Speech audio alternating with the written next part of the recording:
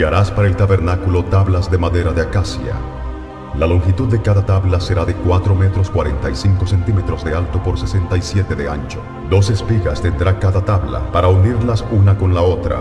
Conforme a todo lo que yo te muestre, así lo haréis. 20 tablas al lado sur del tabernáculo. Estas han de caber en 40 basas de plata debajo de cada tabla, 2 basas debajo de cada tabla. Al lado norte también habrá 20 tablas, con sus 40 basas de plata, 2 basas debajo de cada tabla. Y para el lado posterior del tabernáculo harás 6 tablas. Harás además 2 tablas para las esquinas del tabernáculo en los 2 ángulos posteriores, las cuales se unirán desde abajo, y asimismo se juntarán por su alto con un gozne. De suerte que serán 8 tablas, con sus basas de plata, 16 basas, 2 basas debajo de cada tabla. Harás también 5 barras de madera de acacia para las tablas de un lado del tabernáculo, y 5 barras para las tablas del otro lado del tabernáculo, y 5 barras para las tablas del lado posterior. Y la barra de en medio pasará por en medio de las tablas, de un extremo al otro. Y cubrirás de oro las tablas, y harás sus anillos de oro para meter por ellos las barras. También cubrirás de oro las barras. Y alzarás el tabernáculo conforme al modelo que te fue mostrado en el monte. El tabernáculo fue uno de los métodos que Dios usó para enseñar a su pueblo en la antigüedad. Amados hermanos, está repleto de símbolos que señalan a Cristo. En el Antiguo Testamento vemos a Cristo en el Cordero, en el altar y en el sacerdote, etc. Cuanto más conozcamos y lo amemos de verdad, tanto más claramente veremos la belleza de esos símbolos. El tabernáculo era la morada del Señor Dios de Israel.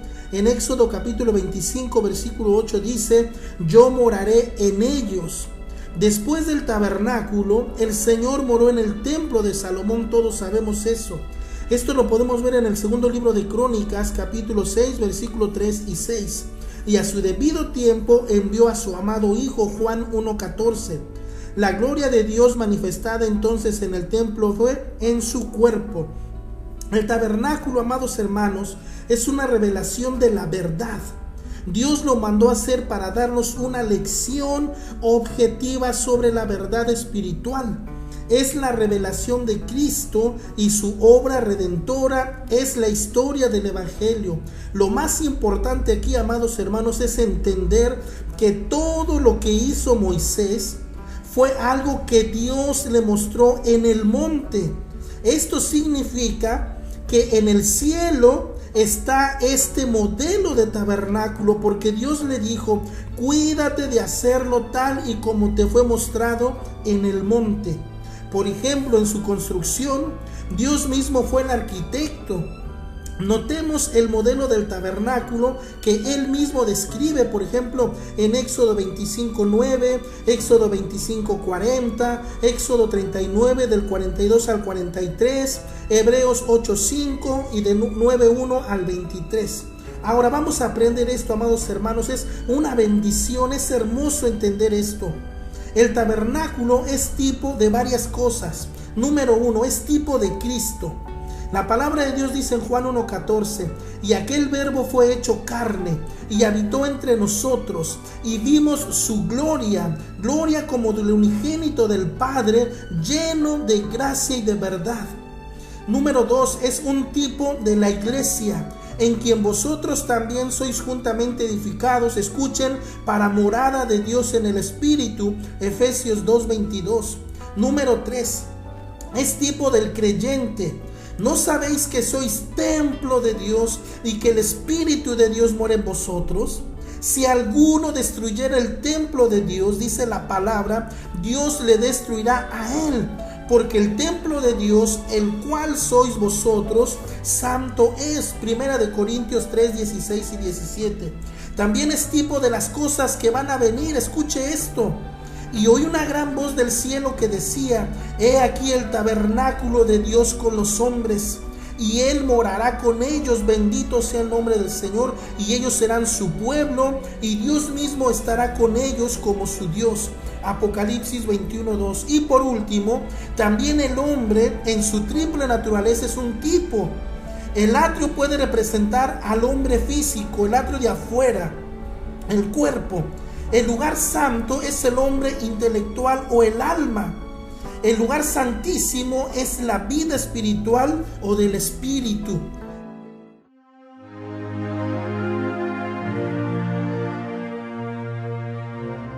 Asimismo harás el atrio del tabernáculo, el cual tendrá cortinas de lino fino. Al lado sur, las cortinas tendrán una longitud de 44 metros. Ellas serán sostenidas por 20 columnas y 20 basas de bronce. Los capiteles de las columnas y sus molduras serán de plata. De la misma manera, al lado norte, habrá a lo largo cortinas de 44 metros, con sus 20 columnas y sus 20 basas de bronce. Los capiteles de sus columnas y sus molduras serán de plata. El ancho del atrio, del lado oeste, tendrá cortinas de 22 metros de largo, sostenidas por 10 columnas con sus 10 basas. Ahora pasamos al atrio del tabernáculo o al patio del tabernáculo. Éxodo 27, versículo 19 al 18. El tabernáculo miraba hacia el este. El atrio era un patio de unos 45 metros de largo por 23 de ancho aproximadamente, cerrado por cortinas de lino torcido, sostenidas por 60 columnas que descansaban en bases de bronce. La arena no podía soportar el peso de las columnas, por eso es que Dios le ordenó a Moisés hacer bases de bronce. Las cortinas tenían doble fin. Número 1, daban habitación a Dios, y el segundo, excluían al hombre. El hombre no tenía permitido husmear ni siquiera en el atrio, en el patio del tabernáculo. Esto nos habla de la seriedad con lo que Dios veía las cosas. El patio o el atrio del que estamos hablando también incluía la soberanía y la presencia de Dios. Son la revelación de Dios, eran las medidas de Dios y era por lo tanto el diseño de Dios. En el ancho del atrio por el lado oeste habrá también 22 metros de longitud. La entrada del atrio se ubicará en el lado oeste y tendrá 2 cortinas. La cortina al lado derecho de la entrada tendrá 6 metros 60 de largo, sostenida por 3 columnas y sus 3 basas. La cortina en el lado izquierdo también tendrá 6 metros y 60 centímetros de largo, sostenida por 3 columnas y sus 3 basas. Para la puerta del atrio habrá una cortina de 8 metros 80 de largo. Hazla de lino fino y decórala con hermosos bordajes hechos con hilos color azul, púrpura y carmesí. Será sostenida por 4 columnas y sus 4 basas. Todas las columnas alrededor del atrio estarán unidas por capiteles y corchetes de plata. Las columnas deben estar conectadas a basas de bronce, de modo que la longitud de todo el atrio será de 44 metros por 22 de ancho, con cortinas de 2 metros y 20 centímetros de alto, hechas de lino fino. Las basas que sostienen sus muros serán de bronce. Todos los utensilios del tabernáculo en todo su servicio, y todas sus estacas y todas las estacas del atrio serán de bronce. Ahora vamos a ver la puerta del atrio. Éxodo 27, versículos 16 y 17. Vamos a poner mucha atención. Esta nos dice que Cristo vino a ser la puerta de acceso a Dios, que el hombre por naturaleza está fuera y que Él vino a llevarnos a Dios, es decir, Jesús. Esta puerta también es llamada el camino. Juan versículo 10, Jesús dijo también: yo soy la puerta de las ovejas. Había una sola puerta para entrar en el atrio general. Esta era una cortina de lino fino torcido de unos 9 metros de largo por 2.20 de alto, sostenida por 4 columnas. Esto es hermoso. Es posible que estas 4 columnas simbolicen la entrada al atrio, es decir, la cobertura por donde uno puede entrar a la presencia de Dios, conocer el Evangelio de Jesucristo, dándonos el Señor a conocer por el Evangelio de Mateo, de Marcos, de Lucas y de Juan. pueden representar estas 4 columnas, los 4 evangelios, por expresarlo de alguna manera, aunque debemos entender, amados hermanos, debemos entender claramente que solo hay un evangelio, no es que haya 4. Es solamente un evangelio visto sobre 4 puntos de vista. Estas son las 4 columnas. Ahora bien, los colores de la puerta eran azul púrpura, carmesí y lino fino blanco torcido. El color azul, hermanos, nos dice que Jesús vino del cielo, nos habla de su divinidad. El color carmesí habla de su sangre derramada en la cruz del Calvario por todos nosotros. El color púrpura declara que Él es el Rey eterno, bendito sea su nombre. El lino fino blanco simboliza la humanidad perfecta de Cristo, sin pecado. Estos mismos colores se encuentran en la cortina de la puerta del lugar santo. Esa cortina de la puerta del lugar santo se llamaba verdad. Escuche bien, ahora vamos a entender por qué Jesús dijo: yo soy el camino, yo soy la verdad y yo soy la vida. Así que le repito, estos mismos colores se encuentran en las cortinas de la puerta del lugar santo y también en el velo, es decir, el que separaba el lugar santo del lugar santísimo.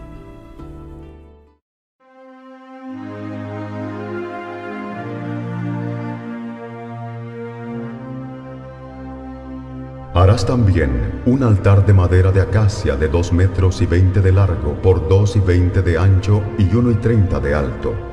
Y le harás cuernos en sus 4 esquinas, de tal manera que formen una sola pieza con el altar.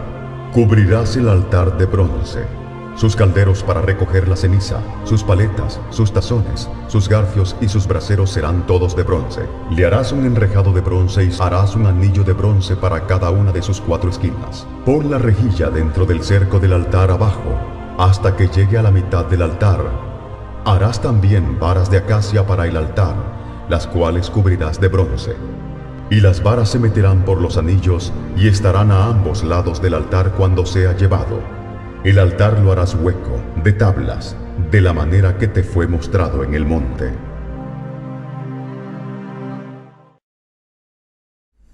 Los vasos del atrio eran el altar de bronce y en el lavacro.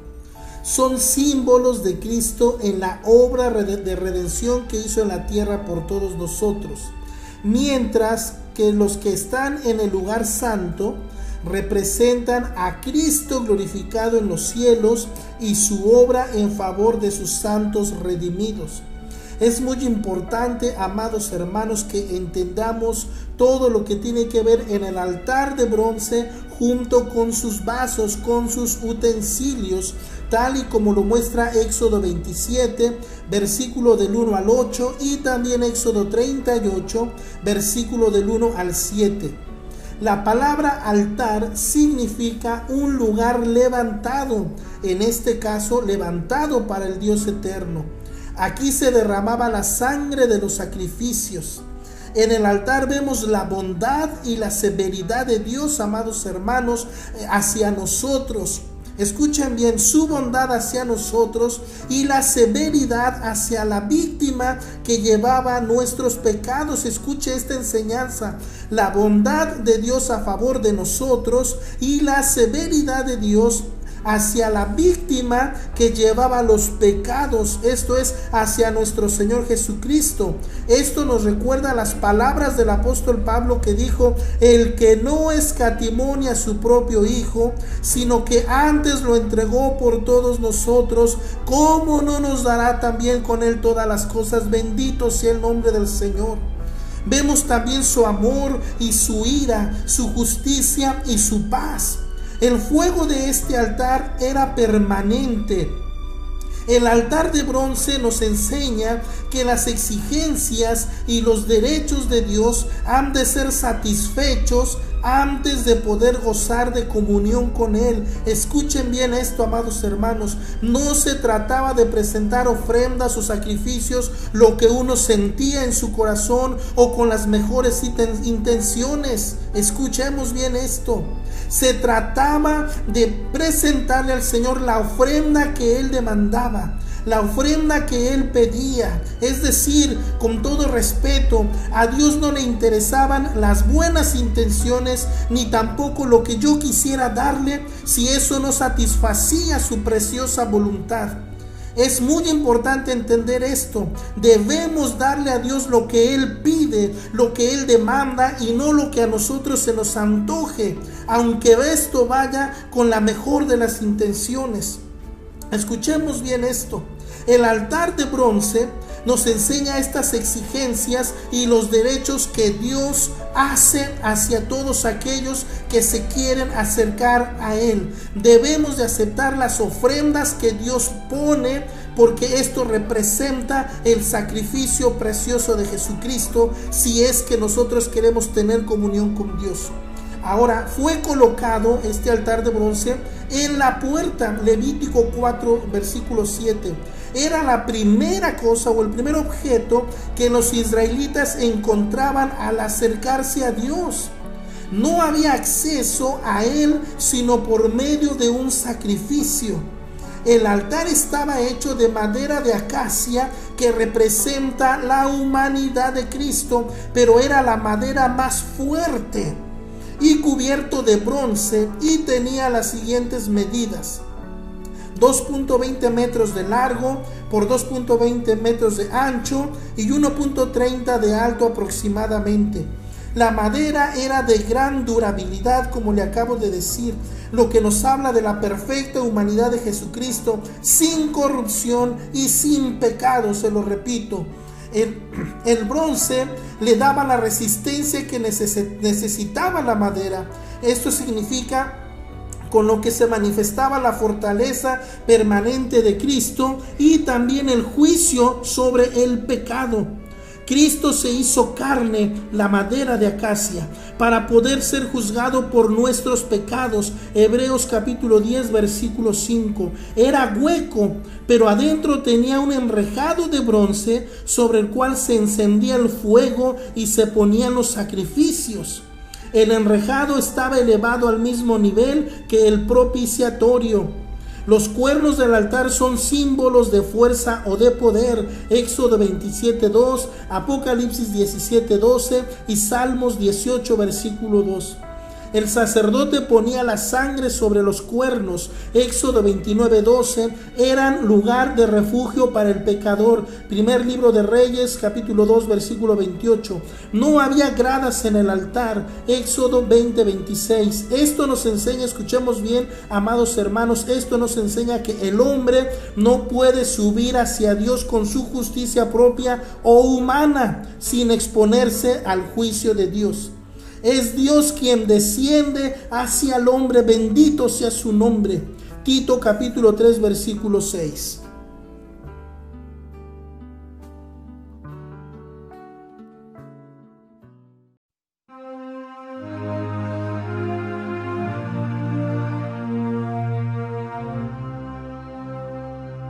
Y Jehová le dijo a Moisés: Harás también una fuente de bronce, con su base de bronce, y la colocarás entre el tabernáculo de reunión y el altar, y pondrás en ella agua. Y de ella se lavarán a Aarón y sus hijos las manos y los pies, cada vez que entren en el tabernáculo de reunión, y cuando se acerquen al altar para ministrar, para quemar la ofrenda encendida para Jehová. Siempre se lavarán con agua antes de ministrar, para que no mueran. Y lo tendrán por estatuto perpetuo Aarón y su descendencia por sus generaciones.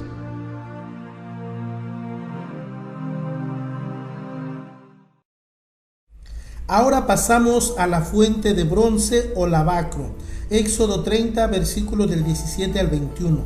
El lavacro estaba hecho de bronce y se colocaba entre el altar de bronce y el lugar santo. No sabemos con exactitud ni la forma ni el tamaño del lavacro original, ni tampoco sabemos cómo era llevado durante la marcha. Tenía un pie también de bronce. El lavacro nos habla de Cristo, bendito sea el nombre del Señor, la palabra viviente. El agua del lavacro nos habla de la palabra escrita. La verdad espiritual que este recipiente nos enseña es la de la santificación por la palabra de Dios. Efesios 5, 25 al 27. Llegamos al lavacro después de pasar por el altar. Escuchemos esto. El altar es para los pecadores. En cambio, el lavacro era para los sacerdotes y tiene que ver con su separación para entrar en el santuario con el fin de adorar al Señor. Los sacerdotes, en el día de su consagración inicial, fueron llevados a la puerta del tabernáculo y lavados completamente por Moisés, Éxodo 29:4 y Levítico 8:6. Después de esto, se lavaban las manos y los pies en el lavacro diariamente antes de entrar a ministrar en el lugar santo. Bendito sea el nombre del Señor. Salmo 24, versículo 3 y 4, Salmo 26, 6, Isaías 52, 11 y Primera de Juan 2, versículo 1 y versículo 2. Ahora pasamos, amados hermanos, al lugar santo. Y aquí es muy importante que prestemos atención, porque si nos damos cuenta, todo lo que hemos estado viendo y leyendo tiene una finalidad, y es recalcar la santidad de Dios.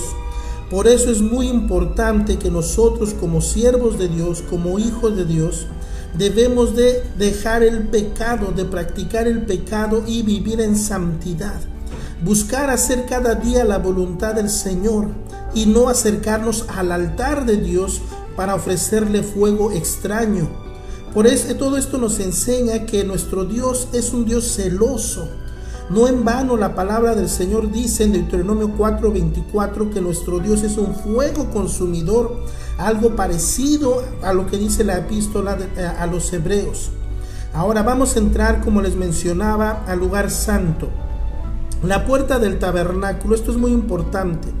La puerta del atrio era ancha, la del santuario era angosta en comparación. La primera era para todos podían entrar por esa puerta, pero la segunda solamente para los sacerdotes. Escuchemos. Los privilegios y bendiciones de la comunión con Dios son solamente para su pueblo redimido y consagrado. El lugar santo representa los lugares celestiales, como dice Efesios capítulo 2, versículo 6, donde el creyente está sentado por la fe con Cristo.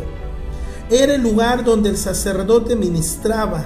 Nuestro privilegio ahora, según nos dice el apóstol Pedro en su primera epístola, capítulo 2, versículo 5, es entrar a la presencia de Dios y ofrecer sacrificios espirituales, frutos de labios que confiesen su nombre, dice el apóstol Pablo también. En el lugar santo encontramos la mesa de los panes, el candelero de oro y el altar del incienso.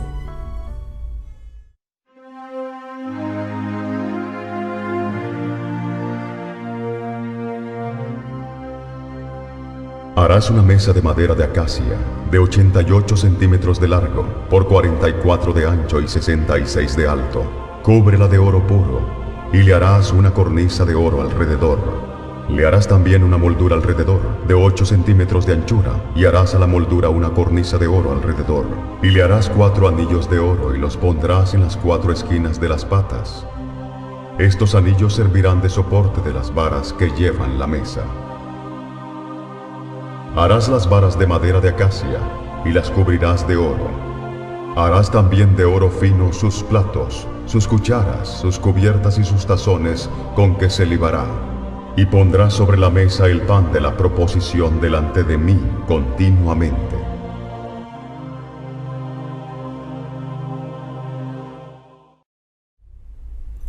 Ahora pasamos a la mesa de los panes de la proposición.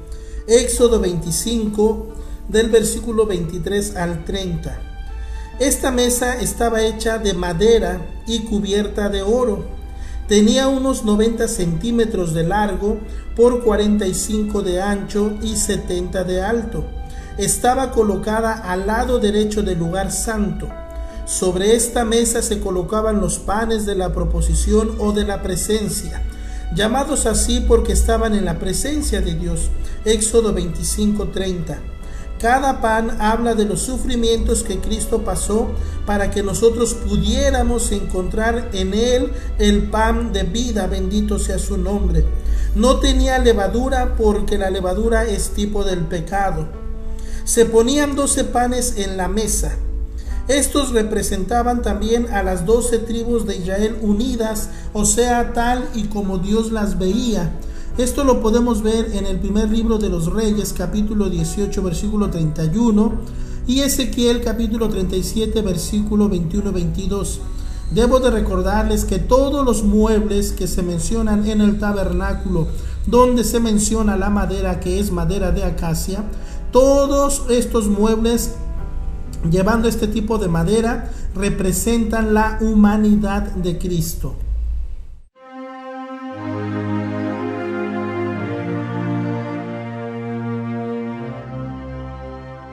Harás un candelero de oro puro, labrado a martillo. Todo el candelero y sus decoraciones formarán de una sola pieza: su pie, su caña, sus copas, sus botones y sus flores. Tendrá 6 brazos, 3 brazos a cada lado de la caña. Cada uno de los 6 brazos tendrá una copa en forma de flor de almendro, con sus botones y sus pétalos. La caña central del candelero estará decorada de 4 copas en forma de flor de almendro, con sus botones y sus pétalos. Habrá un botón debajo de cada par de brazos que salen de la caña central. Las decoraciones y los brazos serán de una pieza con la caña, y deben ser labrados a martillo, de oro puro. Luego harás para el candelero 7 lamparillas, las cuales encenderás para que alumbren hacia adelante. Las despabiladeras y los platillos deben también ser hechos de oro puro. Necesitarás 34 kilos de oro fino para hacer el candelero y todos los utensilios. Cerciórate que hagas todo conforme al modelo que te he mostrado aquí en el monte. Bien, ahora tenemos delante nuestro el candelero de oro. El candelero estaba hecho de una sola pieza sólida de oro, labrada a martillo. Pesaba como 57 kilos aproximadamente. Era colocado al lado izquierdo y consistía en un pie y su caña, de cuyos lados salían 6 brazos, 3 de cada lado. En cada brazo había 3 copas en forma de flor de almendro, una manzana y una flor. Estas copas contenían aceite de oliva, bendito sea el nombre del Señor. Todo este trabajo había sido labrado a martillo, como emblema de la tristeza y el sufrimiento. Pero también habla de los sufrimientos de Cristo. Isaías 53 y Hebreos 5:8. El candelero de oro también es tipo del Espíritu Santo. Toda la luz natural había quedado excluida del interior del tabernáculo. Esto es muy importante. Todo el servicio era hecho con la luz del candelero de oro. Así ahora, amados hermanos, las cosas de Dios pueden ser conocidas y entendidas solamente por la iluminación del Espíritu Santo. Así nos dice la palabra del Señor a través del apóstol Pablo en la primera carta de Corintios, capítulo 2, versículo 14. El candelero es también tipo del Señor Jesucristo, quien es la luz del mundo. Juan 8:12 y Juan 12:34 al 36.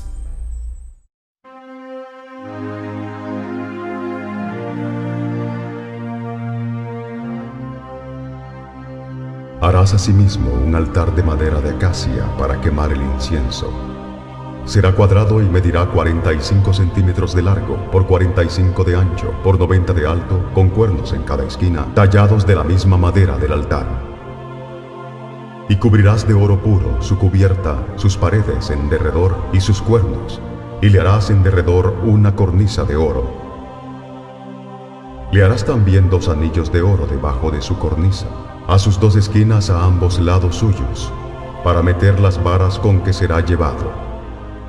Harás las varas de madera de acacia y las cubrirás de oro. Y pondrás el altar delante del velo que está junto al arca del testimonio, delante del propiciatorio que está sobre el testimonio, donde me encontraré contigo. Y Aarón quemará incienso aromático sobre él. Cada mañana cuando aliste las lámparas lo quemará. Y cuando encienda las lámparas al anochecer, quemará el incienso de nuevo, como rito perpetuo delante de Jehová por vuestras generaciones. No ofreceréis sobre él incienso extraño, ni holocausto, ni ofrenda, ni tampoco derramaréis sobre él libación. Y sobre sus cuernos hará Aarón expiación una vez al año con la sangre del sacrificio por el pecado para expiación. Una vez en el año hará expiación sobre él por vuestras generaciones. Será muy santo a Jehová.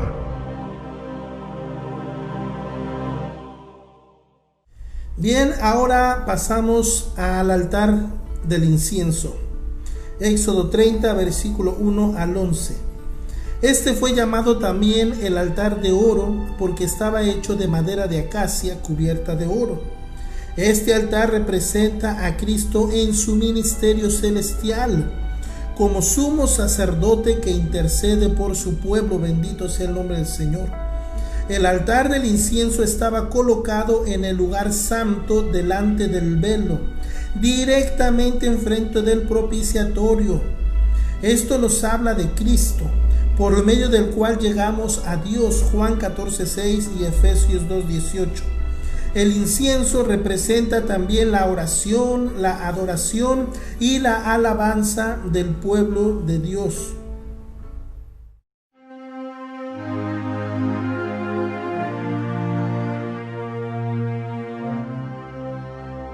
A lo ancho del interior del tabernáculo harás un velo de lino fino, con figuras de querubines primorosamente bordadas en la tela, usando hilos de color azul, púrpura y carmesí. Cuelga este velo interior en capiteles de oro, colocados sobre 4 columnas de madera de acacia cubiertas de oro. Las columnas deben caber en las basas de plata. Cuando el velo interior esté en su lugar, colócalo detrás del arca del testimonio. Este velo os hará separación entre el lugar santo y el santísimo. Luego pondrás el propiciatorio sobre el arca del testimonio en el lugar santísimo. Y pondrás la mesa fuera del velo y el candelero enfrente de la mesa al lado sur del tabernáculo, y pondrás la mesa al lado del norte. Harás para la puerta del tabernáculo, como obra fina de bordador, otra cortina de lino fino usando hilos color azul, púrpura y carmesí. Y harás para la cortina 5 columnas de madera de acacia, las cuales cubrirás de oro con sus capiteles de oro, y fundirás 5 basas de bronce para ellas. Tal vez hay algunos hermanos que lleguen a preguntarse cuáles de estos muebles tienen mayor importancia. Si hay algún hermano que llega a hacer esta pregunta, mi respuesta es: no se metan en problemas, porque la palabra del Señor nos dice, le voy a leer lo que dice la palabra de Dios en la epístola a los Hebreos, capítulo 10, versículo 1. Dice así: porque la ley, teniendo la sombra de los bienes venideros, no la imagen misma de las cosas, nunca puede, por los mismos sacrificios que se ofrecen continuamente cada año, hacer perfectos a los que se acercan. El punto es que nos dice claramente que son sombra de los bienes venideros. Ahí mismo, en la misma epístola, capítulo 9, versículo 23, quiero compartir lo siguiente: fue pues necesario que las figuras de las cosas celestiales fuesen purificadas así, o sea, con sangre, pero las cosas celestiales mismas con mejores sacrificios que estos. ¿Qué quiere decir esto, amados hermanos? Todo el mobiliario del tabernáculo de Moisés, todo lo que Dios le mostró a Moisés, se lo he demostrado con la palabra, son figuras de las cosas celestiales, son sombra de los bienes venideros. Entonces aquí radica la importancia de cada mueble, de cada utensilio. Así que la respuesta es contundente. Para Dios son tan importantes todas las cosas, todos los muebles del tabernáculo, que mandó a su Hijo Jesucristo para purificarlas con su propia sangre, ya que dice que son sombra de los bienes venideros. Hace unos momentos le he mencionado que todos estos muebles tienen una importancia extraordinaria en la palabra de Dios. Le voy a decir por qué. Porque todo está relacionado con nuestro Señor Jesucristo y con el Espíritu Santo.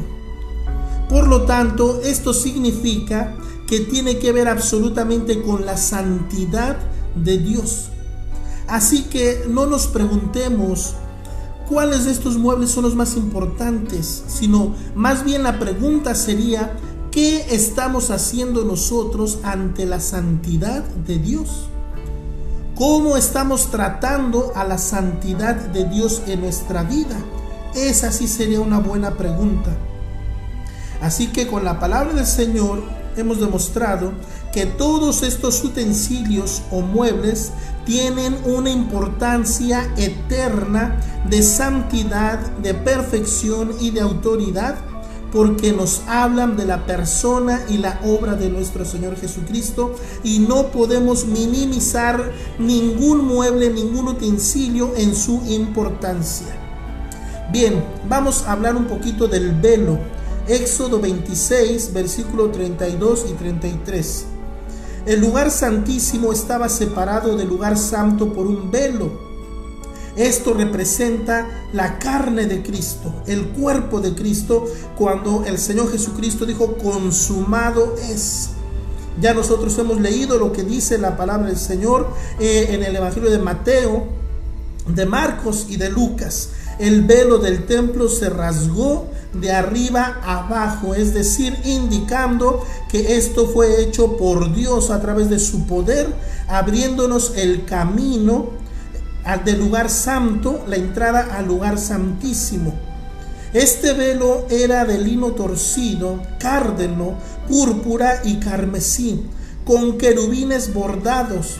En Hebreos 10:20 leemos: el velo, es decir, su carne.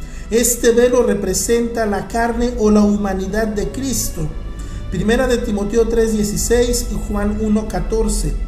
De esto entendemos que como el velo ocultaba la presencia de Dios de los hombres, así el cuerpo físico de Jesús ocultó del ojo carnal la plena manifestación de Dios. Escuchen, amados hermanos, a la misma hora en que Jesús moría crucificado, el velo del templo se rasgaba por el medio. Le repito a usted esto: desde arriba hasta abajo. Esto lo puede usted ver en Mateo 27, versículo 45 al 52. Esto quiere decir que fue roto por Dios y no por los hombres.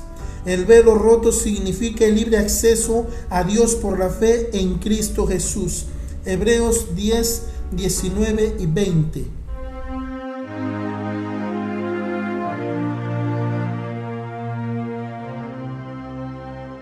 Haz también un arca de madera de acacia, de 1 metro y 10 centímetros de largo, por 66 centímetros de ancho, por 66 de alto. Y la cubrirás de oro puro por dentro y por fuera, y harás sobre ella una cornisa de oro alrededor. Fundirás 4 anillos de oro, que pondrás en sus 4 patas, 2 anillos en cada lado. Harás unas varas de madera de acacia, las cuales cubrirás de oro. Y meterás las varas por los anillos a los lados del arca, para llevar el arca con ellas. Estas varas nunca deberán quitarse de los anillos, deben dejarse allí permanentemente. Cuando se termine el arca, pondrás dentro de ella las tablas de piedra inscritas con las cláusulas del testimonio que te daré. Bien, ahora pasamos al lugar santísimo y tenemos el arca. Éxodo 25, versículo 10 al 22. El arca era un mueble hecho de madera de acacia, cubierto por dentro y por fuera de oro puro. El oro simboliza la divinidad y la madera la humanidad de Cristo. Por estar en el lugar santísimo, es símbolo de Cristo en la gloria, bendito sea su nombre. Medía 1.14 metros de largo por 70 centímetros de alto y de ancho, aproximadamente. La cubierta del arca era el propiciatorio. Dentro del arca estaban las 2 tablas de la ley, la vara de Aarón que reverdeció y una muestra del maná. Esto nos habla de Cristo, el arca verdadera, quien guardó y cumplió la ley de Dios cabalmente. Salmo 48. El arca era el trono de Dios y desde allí él hablaba con Moisés. Salmo 81. El propiciatorio, sobre el cual era rociada la sangre, formaba un trono. Encima de este estaba la columna de fuego, la nube que se veía desde afuera. La nube era símbolo de la presencia de Dios. Y escuche esto, amado hermano, esto es impresionante.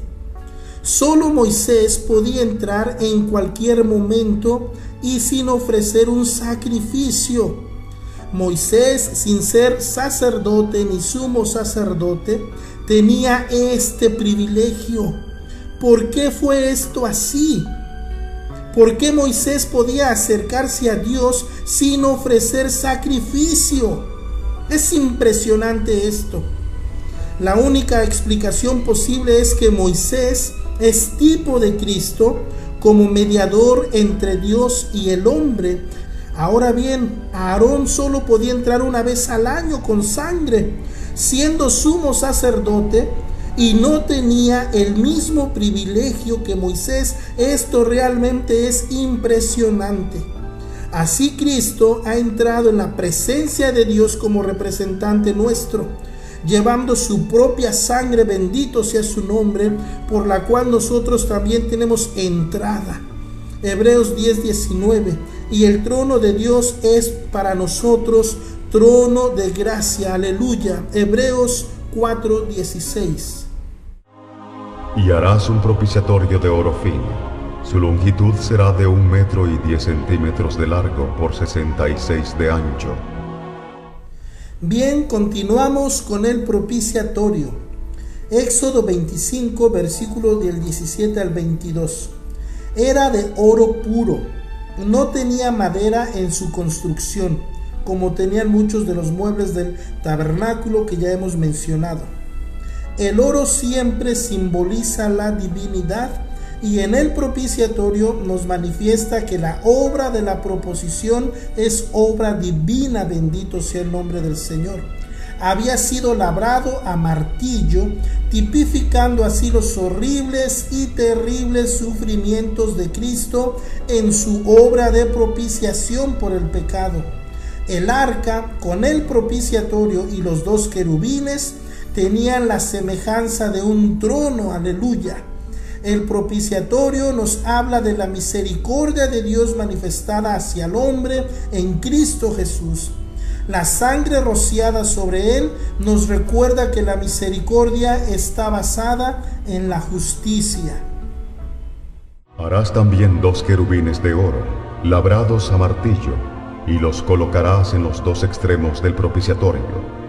Colocarás a un querubín en cada extremo del propiciatorio, de una pieza con él. Y los querubines tendrán sus rostros el uno enfrente del otro, mirando al propiciatorio con sus alas extendidas por encima de él. Coloca dentro del arca las tablas de piedra inscritas con las cláusulas del testimonio que te daré. Luego coloca el propiciatorio encima del arca. Y de allí me declararé a ti, y hablaré contigo de sobre el propiciatorio, de entre los 2 querubines de oro que están sobre el arca del testimonio. Desde allí te diré mis mandamientos para los hijos de Israel. Bien, amados hermanos, llegamos así a los querubines. Éxodo 37, versículos 7 al 9. Cubriendo el arca se encontraban dos figuras de oro llamadas querubines. Eran una sola pieza con la cubierta. Tenían sus alas extendidas por encima de ella, cubriéndola, y los rostros el uno enfrente del otro, mirando hacia la cubierta. Los querubines aparecen en el ambiente bíblico por primera vez con una espada encendida, guardando el árbol de la vida en el Edén, Génesis 3:24. Ahora se ven de nuevo, aunque en figura, aquí el trono de la gracia y la misericordia de Dios. La palabra de Dios nos dice que Dios moraba entre los querubines y desde allí se comunicaba con los sacerdotes. Éxodo 25:22, Números 7, 8 y 9, primer libro de Samuel 4:4, segundo libro de los Reyes 19:15 e Isaías 37:16. Es importante que usted pueda leer todos estos textos. Amados hermanos, quiero terminar este estudio leyendo un hermoso pasaje de las Sagradas Escrituras.